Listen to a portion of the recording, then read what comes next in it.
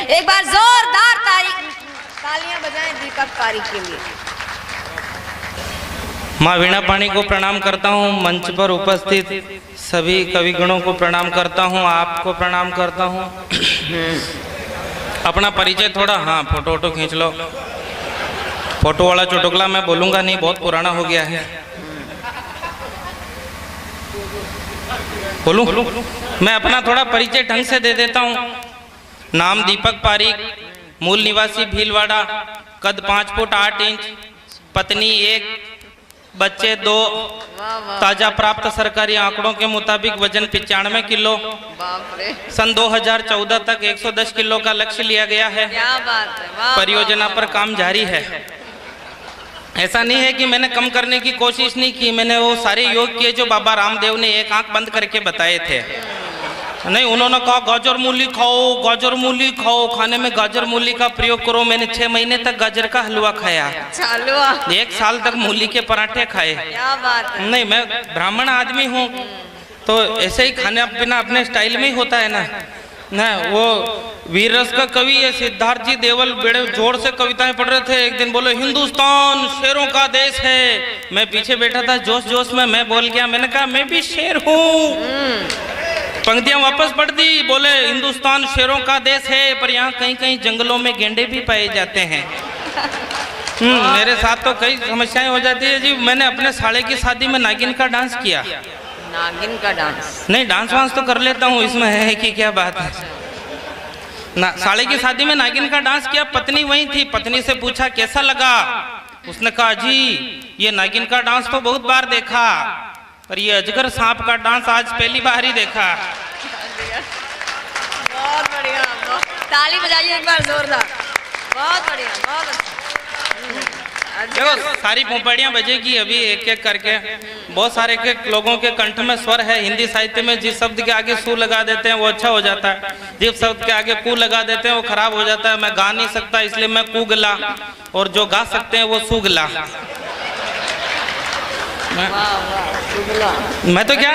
मैं तो मास्टर हूँ, और मास्टर बड़ी खतरनाक जाति होती है, आप जानते ही हैं ना। मेरे शहर में तो जो सब्जी वाली से सब्जी खरीद से समय रुपये 2 रुपये कम करा ले, आसपास वाले समझ जाते हैं ये मास्टर है। अच्छा। और सब्जी वाली बतावे 10 रुपए किलो और वो सब बतावे 5 रुपए किलो, तो समझ लो हेड मास्टर है। वाह वाह वाह वाह। अपने ये इधर ये भी बता रहे थे हम भी मास्टर हैं। और उसी सब्जी को पूरी सब्जी मंडी में घूमकर 3 रुपए किलो में जो लिया हुआ है वो जिला शिक्षा अधिकारी है। बहुत अच्छा, वाह वाह वाह। बात नहीं है, मैं तो यह आज ही की घटना बता रहा हूँ। अभी 3 मास्टर, उनमें से ये सिद्धार्थ जी देवल भी मास्टर, इधर नरेंद्र जी दादीज भी मास्टर, एक मैं, तीनों ही जूस पी रहे थे। मास्टर होके जूस पी रहे हैं, अपने आप में यही बहुत बड़ी घटना है। आगे की बात देखना है, जूस पीने का तरीका देखना। एक ही जूस की गिलास में 3 नलियां फंसा करके जूस पी रहे हैं। ऊपर से 2 भिखारी और आ गए, हमारे साथ आए बोले हट, हमारे साथ आए बोले हट। ये नरेंद्र जी दादीज को दया आ गई, बोले तुम दोनों को भी जूस पीना है? कहा हाँ, जाओ 2 नलियां और ले आओ। मैं 4 पंक्तियों से अपने काव्य पाठ की शुरुआत करता हूँ। अच्छी लगे तो हाथ खोलना और मजे लेना। कि मिलने गया नेता के घर तो तमाशा अजीब हो रहा था। मिलने गया नेता के घर तो तमाशा अजीब हो रहा था। अपनी ही गर्दन पर एक बड़ा सा छुरा रखकर नेता रो रहा था। मैंने पूछा नेताजी ऐसी कौन सी मुसीबत आई जो आपने अपनी ही गर्दन पर छुरी चलाई? उसने कहा भाई तेरा उलाहना सच्चा है। और अगली पंक्ति देखना, उसने कहा भाई तेरा उलाहना सच्चा है, पर जिस गर्दन पर पिछले 15 दिन से एक भी माला नहीं पड़ी हो उस गर्दन का कट जाना ही अच्छा है। वाह वाह वाह वाह, बहुत अच्छा, बहुत अच्छा। अच्छा आ गई भाई। मैंने कहा ना मैं ब्राह्मण आदमी हूँ। ये क्या है, ये कवि सम्मेलन का सीजन है। हमारा सीजन श्राद्ध पक्ष के टाइम में होता है। वो पंडित जी बीमार पड़ गए श्राद्ध पक्ष में। किसी ने कहा इनके इंजेक्शन लगा दो, किसी ने कहा बोतल चढ़ा दो, किसी ने कहा गोली दे दो, किसी ने कहा 1 गिलास पानी पिला दो। 1 गिलास पानी का नाम लेते ही पंडित जी बोले 1 गिलास पानी की जगह होती तो 2 कटोरी खीर की और नहीं खा लेता है क्या? यहाँ वो 3 देशों की खाने की प्रतियोगिता हुई। भारत, रूस, अमेरिका तीनों ने भाग लिया। शर्त ये थी कि जो 10 थाली खा लेगा उसको 1 करोड़ रुपया इनाम मिलेगा।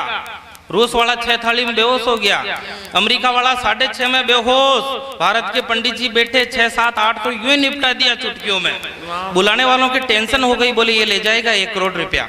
वो 8 को 3 बार बोल गए, फिर भी पंडित जी खा रहे हैं। वो 8 को 4 बार बोल गए, फिर भी पंडित जी खा रहे हैं। वो जैसे ही 8 को 5वीं बार बोले, पंडित जी बोले चीटिंग नहीं चलेगी, 1 से शुरू करो। दोबारा। वाह वाह वाह, नहीं, बहुत बढ़िया, बहुत अच्छा। हमारे घर में बड़े बुजुर्ग समझाते हैं, हम जब झीमने जाते हैं तो बड़े बुजुर्ग समझा के भेजते हैं घर से। फैली चरको खानो, समझते हो ना चरके में, चरका तीखा नमकीन, फैली चरको खानो, बाद में खूब मीठो खानो और फिर चरको। क्यों? कुछ भी हो सकता है, उल्टी हो जाओ तो ही चरको, सीधी हो जाओ तो मीठो तो पेट में ही रहे ना यार। एक बार ढंग से बजा दो, ढंग से बजाओ ना यार। वाह भाई वाह। ओ, मैं तो पिछले दिनों मनमोहन सिंह जी के साथ था, बड़े परेशान हो रहे थे। बोले वो हॉकी की टीम को बार बार खेलने भेजते हैं और हार के आ जाती है, बार बार खेलने भेजते हैं, हार के आ जाती है। मैंने कहा गलत तरीके से खेलोगे तो हारोगे। बोले कैसे? मैंने कहा सबको पता है हॉकी हमारा राष्ट्रीय खेल है, तो फिर इसे अंतरराष्ट्रीय स्तर पर खेलने की क्या जरूरत है? देश में ही खेलते तो नहीं हारते ना। बोले यार एक और टेंशन है, वो जब से अमेरिका ने लादेन मारा तब से सब भारत सरकार के पीछे पड़े हुए हैं, दाऊद इब्राहिम को भी मारो, दाऊद इब्राहिम को भी मारो। मैंने कहा मैंने मार दिया बहुत पहले। वो कैसे? मैंने कहा दाऊद इब्राहिम ने जब अपनी बेटी की शादी की, भाई साहब जानकारी दे रहा हूँ, दाऊद इब्राहिम ने जब अपनी बेटी की शादी की तो भारत से बड़ी बड़ी हस्तियों को बुलाया, यहाँ तक कि अमिताभ, स्वर्गीय श्री बाला साहब ठाकरे को, सबको बुलाया और मुझे नहीं बुलाया। तब से ही मेरे लिए मर गया। वो बोले यार दीपक वो दिल्ली में अभी गैंग रेप हुआ है, सब परेशान हो रहे। बोले सब कह रहे, वो जनता कह रही पुलिस दोषी, विपक्ष कह रहा सरकार दोषी। मैंने कहा मेरी नजर में कुछ और ही दोषी है। जब ये मोबाइल फोन जो है घटिया परिवार के लड़कियों और लड़कियों के हाथ में आ जाता है तो ये गुल खिलाने लगता है, और इस मोबाइल के कारण से जो पाश्चात्य हमला होता है उसके कारण से ऐसे कांड होते हैं, जिस पर मैंने एक कविता लिखी है। आप तालियां बजाकर आदेशित करो तो मैं कविता आप तक पहुंचा दूं। स्वागत है, स्वागत। मोहल्ले के लड़कों में बहस खड़ी हो गई, मोहल्ले के लड़कों में बहस खड़ी हो गई, आजकल टुन्ना लाल जी की पिंकी बड़ी हो गई। मोहल्ले के लड़कों में बहस खड़ी हो गई, आजकल टुन्ना लाल जी की पिंकी बड़ी हो गई। चलाने को गाड़ी, आंखों पर चश्मा, एकदम नया स्टाइल, ऊपर से घर वालों ने हाथ में दे दिया मोबाइल। अब न किसी से कुछ मांगती है न लाने को कहती है, मंत्री जी की तरह 24 घंटे फोन पर ही बिजी रहती है। सबको लगता है कि पिंकी को मोबाइल संभाल रहा है और घर वालों को पता ही नहीं चलता इसमें बैलेंस कौन डाल रहा है। वाह वाह वाह। सब कुछ भूल गई 16वें साल के उत्कर्ष में। अभी से बैग भर मेकअप का सामान और पहनने के कपड़े पर्स में, जिधर जाए उधर 5-7 दोस्तों का संग, मंदिर चली जाए तो पंडे का ध्यान भंग।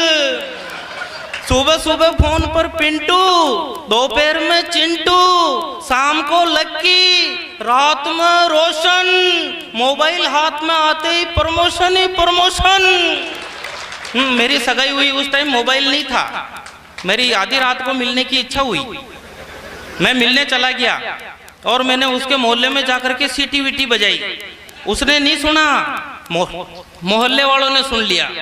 और आप जानते हो मोहल्ले वाले सुन लेते हैं तो क्या होता है, बैद धनाधन। मैंने गर्दन तो नीचे कर ली, ये पीठ का पीछे का हिस्सा, इसको कहते हैं हमारी तरफ मोर, इधर क्या कहते हैं मुझे पता नहीं है। पीठ का पीछे का हिस्सा इसे मोर कहते हैं, बस इतनी सी बात ध्यान में रखना। मैंने गर्दन तो नीचे कर ली, मोरा में पड़ रही। तो मैंने वहीं से गा करके अपनी होने वाली पत्नी को पुकारा कि मोर बोले मारूणी आपकी गलियां में मारा मोर बोले। तो सुबह सुबह फोन पर पिंटू, दोपहर में चिंटू, शाम को लक्की, रात में रोशन, मोबाइल हाथ में आते ही प्रमोशन ही प्रमोशन। एक जैसे जैसे मोबाइल का असर चढ़ा, पिंकी का जनसंपर्क और बढ़ा। एक दिन पिंकी ने सारे बंधन ढीले कर लिए और मोबाइल की मदद से खुद के हाथ खुद ही पीले कर लिए। इसलिए कहना चाहता हूँ कलयुगी माँ बाप से, बचाना चाहते हो देश को दिल्ली गैंगरेप जैसे महापाप से, तो अपने भविष्य के अक्सर अपने हाथों काले मत करो। बच्चों को संस्कार दो, कम उम्र में मोबाइल के हवाले मत करो। कम उम्र में। बहुत अच्छा। अभी अभी तुलसी बाबा ने एक दोहा लिखकर, दो दोहे मुझे एसएमएस किए हैं, अभी बात हो रही थी मोबाइल की। दो दोहे तुलसी बाबा ने मुझे एसएमएस पर भेजे हैं स्वर्ग से। उन्होंने लिखा कि जग की सब संपत्ति मिले, सब साधन मिल जाए, और तुलसी तहां न जाइए जहां फुल कप मिले न चाय। राम राज में दूध मिला था, कृष्ण राज में घी, अब इस कलयुग में चाय मिली है, फूंक फूंक कर पी। तो चाय भिजवाई जाए मंच पर। मैं तुम्हें और सुनाना चाह रहा था, वो इन्होंने देश की सारी समस्याओं पर सुना दिया, कुछ बाकी छोड़ा ही नहीं, तो मुझे ये मोबाइल पर सुनाना पड़ा। अच्छा। बाकी समस्याएं तो मैं भी जानता हूँ बहुत सारी। वो मास्टर जी को किसी ने चढ़ा दिया, बोले मास्टर लोग क्यों नहीं पीते हैं, क्योंकि इसके पैसे लगते हैं। मास्टर जी को जोश आ गया, सीधे गए दुकान पर, बोला 2 रुपए की दे दो। बोले 2 रुपए में तो मार साहब खुशबू ही आएगी। बोले खुशबू ही तो चाहिए, एक्शन तो मैं खुद ही कर लूंगा। वो मेरे मोहल्ले में चोर आ गया। मेरी किस्मत हर जगह खराब रहती है। वाह वाह। वो मोहल्ले में चोर आ गया, चोर को सब मोहल्ले वालों ने दे धनाधन पकड़ के पीट दिया। मैंने भी जोश जोश में 2-4 हाथ मार दिए, पकड़ के अपने ही घर के बाहर बिठाया। रात को 9 बजे से 11 बजे तक पुलिस को फोन लगाया, पुलिस नहीं आई। मोहल्ले वाले एक एक करके सब घर निकल गए। लास्ट में चोर और मैं दोनों ही रह गए। मैंने हिम्मत जुटाई, हिम्मत जुटा के पूरे कॉन्फिडेंस के साथ चोर को कहा घर जाना। उसने कहा पुलिस को बुलाना। मैंने कहा देखिए भाई साहब, मैंने मन ही मन इष्ट देव को प्रणाम किया, जेब में हाथ डाला, एक 50 का नोट निकाल कर चोर को दिया। चोर ने जो जवाब दिया, अगर 2 पंक्तियों में कविता हो गई हो तो एक बार फिर से ताली ठोक देना। एडवांस पेमेंट मत करो, रुक जाओ। ये पिछले पुरानी में वो चोर, मैंने इष्ट देव को प्रणाम किया, जेब में हाथ डाला, 50 का नोट निकाला, चोर को दिया। उसने कहा मैं हूँ इसलिए 50 रुपए में जा रहा हूँ, मैं हूँ इसलिए 50 रुपए में जा रहा हूँ, वरना सारी दुनिया जानती है पुलिस आ जाने के बाद 1000-1500 से कम में नहीं मानती है। तो आम आदमी है, नहीं समझेगा, यहाँ हर काम सेटिंग से चलता है। ये राजस्थानी भाषा बड़ी, अपने यहाँ राजस्थानी भाषा के कोई अभी है नहीं। राजस्थानी भाषा बड़ी चमत्कारिक भाषा है। मैं एक बार मुंबई चला गया, एक 5 स्टार होटल में घुस गया। ब्राह्मण आदमी खाने के लिए कहीं भी घुस सकता है। वहाँ होटल का वो मेन्यू देखा तो पसीने छूट गए। करारी भिंडी 850 रुपए, बैंगन भुर्ता 685 रुपए। अपने भाई जी ने नहीं खाया आज दिन तक। लेकिन राजस्थान का आदमी इज्जत बचा करके निकला। उसने पूछा क्या लाऊं? मैंने कहा लापसी ला। उसने कहा नहीं है, तो मैंने कहा चल छाछ राबड़ी ला। बोले नहीं है। मैंने कहा अच्छी कंपनी का ताला है? बोले हाँ। मैंने कहा चल लगा। तो आम आदमी है, नहीं समझेगा, यहाँ हर काम सेटिंग से चलता है। पूरा जवाब सुनना और पूरा जवाब अच्छा लगे तो लास्ट में मुझे भरपूर आशीर्वाद देना। उसने कहा तू आम आदमी है, नहीं समझेगा, यहाँ हर काम सेटिंग से चलता है। जिसकी सेटिंग हो उसी का व्यापार फूलता और फलता है। ढोंगी महात्माओं की मठाधीश से सेटिंग, चोर लुटेरों की पुलिस से सेटिंग, नेताओं की कमीशन खोरों से सेटिंग, इनकम टैक्स वालों की टैक्स चोरों से सेटिंग, दवाइयाँ बेचने वालों की डॉक्टर से सेटिंग, दवाइयाँ बेचने वालों की डॉक्टर से सेटिंग, सरकारी निर्माण में इंजीनियर से सेटिंग, पटवारी की तहसीलदार से सेटिंग, वकील की पेशकार से सेटिंग, फर्जी डिग्रियां बेचने वालों की शिक्षा विभाग से सेटिंग, खाने में मिलावट करने वालों की रसद विभाग से सेटिंग, लकड़ी के तस्करों की वन विभाग से सेटिंग, मानो नेवले की काले नाग से सेटिंग, कार्यकर्ता की कर्मचारी से सेटिंग, चपरासी की बाबू से, बाबू की अधिकारी से सेटिंग, इन सारे भ्रष्ट विभागों की एंटी करप्शन वालों से सेटिंग, अफसर की मंत्री से, मंत्री की दलालों से सेटिंग। पूरा देश चलाती है कानून और कारोबार की सेटिंग, और घोटालों को जन्म देती है विपक्ष और सरकार की सेटिंग।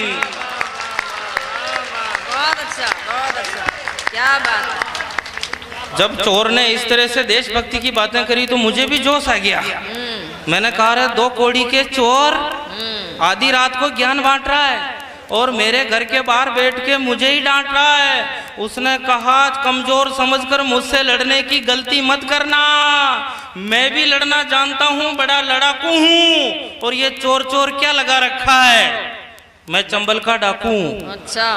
मैंने कहा अतिथि देवो भव। मैंने कहा हे परम पूज्य डाकू जी, आप जैसे शरीफ लोग इस जंगल में और कितने भटक रहे हैं। उसने कहा पेड़ों की लगातार कटाई के कारण डाकू और जंगल दोनों ही घट रहे हैं। मैंने कहा फिर तो तुम्हें विलुप्त होती हुई प्रजाति घोषित किया जाना चाहिए और तुम्हारे घूमने फिरने के लिए एक नेशनल पार्क बनाया जाना चाहिए। उसने कहा ऐसा किया तो देश के भ्रष्ट नेताओं के आनंद हो जाएंगे। अरे डाकुओं के संरक्षण का पैसा ये खुद खा जाएंगे। डाकुओं के संरक्षण का पैसा ये खुद खा जाएंगे।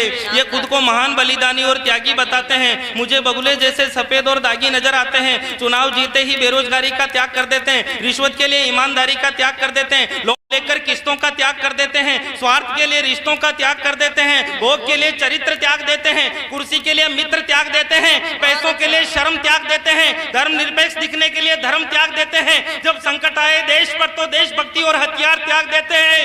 ये पीढ़ियों के संस्कार त्याग देते हैं। मंत्री बनने के लिए अपनी पार्टी की सदस्यता त्याग देते हैं और वोटों की गंदी राजनीति के लिए संस्कृति और सभ्यता त्याग देते हैं। बहुत